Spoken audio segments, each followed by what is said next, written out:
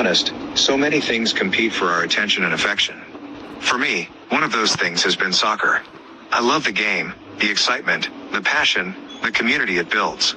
But I've noticed that at times, it softly captures my heart in ways that draw me away from stillness with God. I find myself thinking more about transfer windows, scores, and highlights than prayer and scripture.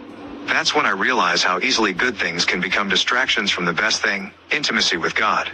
Yours may not be soccer. It might be work, social media, relationships, or even ministry itself. Whatever it is, God's desire is not to shame us, but to gently call us back to himself. This Bible reading plan, Intimacy with God, a journey of the heart, is about rediscovering that closeness. It's more than knowing about God, it's knowing him personally, deeply, and experientially. It's a heart-to-heart relationship where we learn his voice, enjoy his presence, and align our will with his.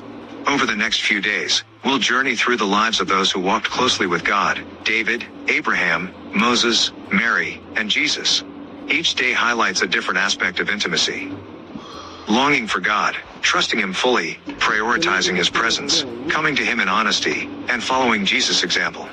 Intimacy with God isn't about perfection or performance, it's about relationship. It's learning to love God above all else, even above the things that bring us joy.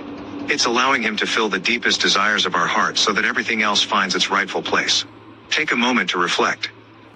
What often comes between you and God? Ask him to help you name it, and then surrender it to him. He already knows, and he's not distant. In fact, he's waiting for you to draw near. May this journey rekindle your hunger for his presence,